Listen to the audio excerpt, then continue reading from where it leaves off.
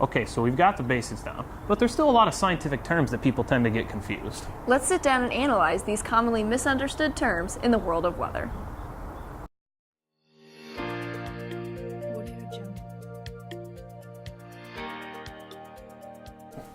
Well, weather is what we try to forecast. I mean, weather is what's happening, weather is the environment, and climate is and climatology is the history of weather, really. So it's like the normals, the averages, which are updated all the time. Even those don't stay the same. So you use one to get to the other. So you use climate data and climatology in order to forecast the weather.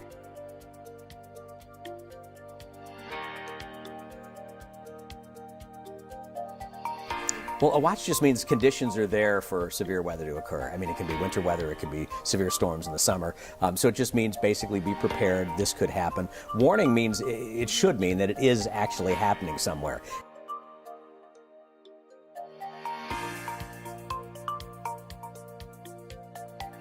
Well, we have a whole bunch that impact our weather. The two major ones are, of course, Wilmington and then Cleveland are the two big ones. And then you've got Pittsburgh off the east, you've got Charleston, West Virginia down to the southeast, and you've got northern Indiana up to the northwest. And it takes all of those. And sometimes the funny impact of that is that you get a big map with everybody filled in and all the weather services but one agree on something. So there's a hole in the donut or something. It's like, what's wrong with this part of the state? Is the weather totally different? And the other thing is, with a number of different weather services and a number of different kind of climate zones, what might constitute a warning up north, at least for snow or something like that, or for here it would, north it wouldn't count. So they all see things a little differently, and we all appreciate it when they coordinate, because all the watches and warnings come from those offices. Some people think we in television issue them. We relay them when they issue them.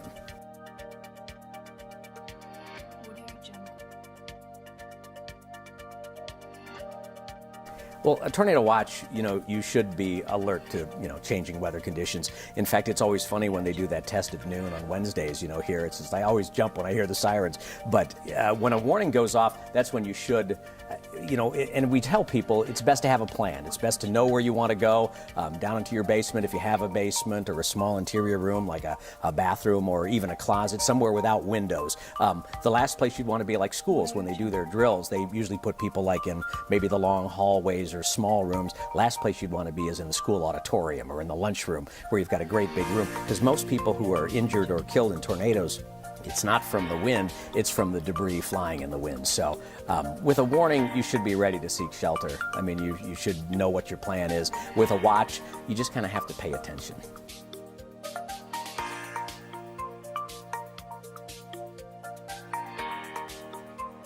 The advisory is the bottom one on the rung. So you go from advisory to watch to warning. And it used to be, and I actually preferred the name. Years ago, they actually referred to it as a traveler's advisory. And then now they call it a winter weather advisory, which of course has a very broad scope. It could be freezing rain, could be snow, could be visibility, could be a lot of things. But basically it has an impact on travel, and that's why they put up the advisory. So not bad enough to be a complete winter storm, but enough to slow you down and be a big headache. So they also get very specific. Now they have a freezing rain advisory. They have a snow advisory. They have wind advisories. So, but it's the lowest thing on the rung. That's the first step up the ladder.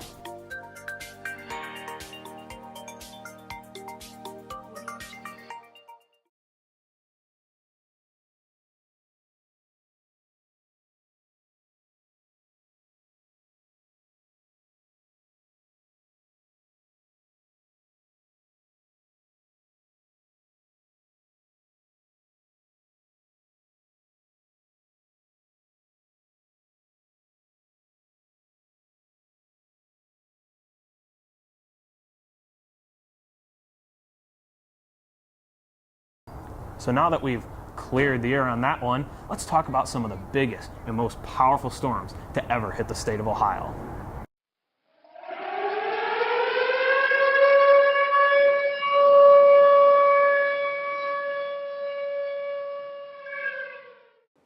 Just before Christmas in 2004, Ohio was hit by a devastating winter storm. A strong low-pressure system moved from Texas to the Ohio Valley, spreading heavy snow across the state on December 21st through 22nd. Many weather stations reported several hours of moderate to heavy snowfall that greatly reduced visibility and hindered travel. Temperatures then increased slightly on the morning of December 23rd, changing the snow to freezing rain and sleet in many areas across the state. In total, there was a quarter-inch or more of ice accumulation, which caused widespread power outages and tree damage.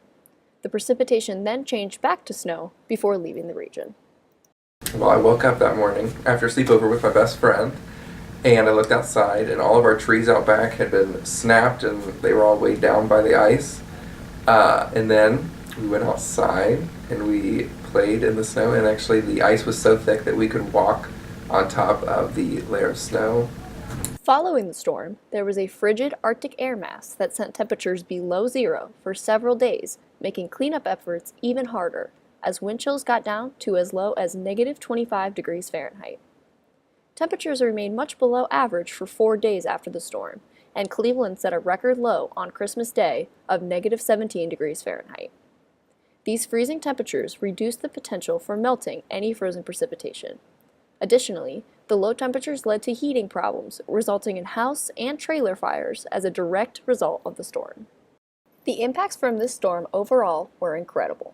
The storm resulted in 4 deaths in Ohio, and there were many cases of hypothermia and frostbite.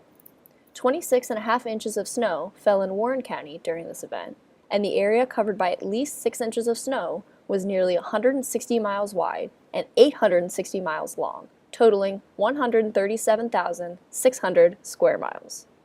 Heavy snow caused the collapse of roofs on buildings and homes. Extensive power outages were reported with the weight of snow and ice on power lines. The weight of snow and ice on trees also caused branches to snap and fall, breaking power lines. Ohio had a total of 678,000 power outages. The cost to restore power were excessive for local and regional power companies, many of whom had to contact with companies from non-affiliated areas to help restore power. Yes, a lot of people were out of power for like a week or two. It was right around Christmas. So we didn't lose power, luckily, but people were. We did have friends stay the night, actually, because they didn't have power at their house. Several factors contributed to this unusual winter precipitation event, including the long duration of precipitation, the widely varying precipitation types, low temperatures during precipitation, and precipitation amount and intensity. Weather stations across the state reported 30 hours or more of precipitation. These stations also experienced all possible forms of winter precipitation, from rain to a mix of sleet, freezing rain, and drizzle, then snow, sometimes switching back and forth between these types. Additionally, the storm occurred in areas where major snow and ice events are not as common, so local, urban, county, and state snow removal facilities were not adequately prepared to deal with the massive storm. There were numerous complaints about the inability of local road crews to clear the city streets. Flights and trains were canceled or delayed for days after the storm, resulting in major financial losses. Most of the storm area occurred over rolling topography, making travel on slick roads dangerous and very difficult. Drivers often lost control of their vehicles, sliding off roads and blocking traffic.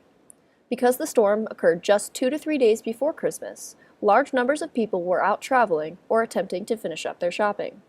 Many accidents occurred because local residents were not accustomed to driving during winter storm conditions. There were 300 auto accidents reported in a 6-hour period in Akron, Ohio alone. Hundreds of vehicles became stalled along regional interstates, causing major problems. Parts of Interstate 70 were closed for 18 hours, and parts of Interstate 71 were closed for 14 hours. Power outages caused stoplights to fail, leading to additional accidents at intersections. Ohio's Governor Bob Taft declared a state of emergency for at least 23 counties. FEMA assisted with the costs of snow and ice removal for the region. The Ohio Department of Transportation had all 136 of their trucks out for 12 to 18 hours each day for 5 consecutive days. The derecho of 2012 was another massive storm that hit the state of Ohio. The storm started as a small thunderstorm cell in central Iowa in the early morning hours of June 29th and continued to intensify through Illinois before developing into a mesoscale convective system. Due to an ongoing heat wave and a highly unstable atmosphere, the storm complex strengthened and continued to track eastward, eventually developing derecho characteristics in northern Indiana. A derecho is classified as a rapidly moving storm complex featuring damaging straight-line winds along at least a 240-mile path. This particular derecho traveled 700 miles in about 12 hours. So the derecho of 2012 was produced on a day when the temperatures were in the mid to upper 90s throughout the Midwest and very high humidity. You don't need a lot of wind shear for those, and once they get going, they can produce a lot of damage. So that one just hit us just right. It's probably the worst derecho of the 20th century. As the complex reached Fort Wayne, Indiana, it reached its peak gust of 91 miles per hour, the gust equivalent of a Category 1 hurricane. By this time, the system had taken on a well-defined bow echo shape, the classic indicator of a derecho. At 3:05 p.m., the Storm Prediction Center issued the first of 4 severe thunderstorm watches for the majority of the state of Ohio, as well as parts of Indiana, Kentucky, and West Virginia. The storm moved southeast to east-southeast at about 60 miles per hour, a speed and trajectory the derecho maintained for its entire lifespan. The derecho reached the Columbus metro area at approximately 5 p.m., with winds reported to 82 miles per hour, causing severe damage to the region's power grid. Winds in excess of 80 miles per hour were reported throughout the state as it reached the Ohio River. At 6:35 p.m., the Storm Prediction Center issued another severe thunderstorm watch for the remainder of West Virginia, much of Virginia and Maryland, parts of Kentucky, Pennsylvania, and the District of Columbia. Through the early evening hours, the derecho crossed through the mountains of West Virginia without losing much intensity. The third severe thunderstorm watch was issued at 9 p.m. for the Mid-Atlantic region, and the fourth and final watch was issued by the Storm Prediction Center at 10:10 p.m. for all of Delaware, the remainder of Maryland, Eastern Virginia, and southern New Jersey. Winds as high as 87 miles per hour were reported in the Baltimore-Washington metro area. The storm continued eastward into the Chesapeake Bay and then into the Atlantic Ocean by 2 a.m. on June 30th. The impacts from this storm were very widespread. Over 1 million people in the Buckeye state lost power, many for 5 or more days. Governor John Kasich declared a state of emergency due to the widespread power loss, wind damage, and the ongoing heat wave. The storm resulted in 22 deaths in total, but only 1 in Ohio. Over 800 thunderstorm and wind reports were taken during this event, with peak wind gusts of 80 to 100 miles per hour, costing over $3 billion in damage. The small blue squares in this image represent the wind gusts greater than 58 miles per hour, and the large yellow squares represent wind gusts greater than 74 miles per hour. In some cases, violent downbursts followed the initial blasts of wind, causing additional areas of major to extreme damage. Trees were uprooted or snapped, roofs were damaged, siding was torn off houses, mobile homes were heavily damaged, barns and garages were destroyed, and tractor trailers and airplanes were flipped.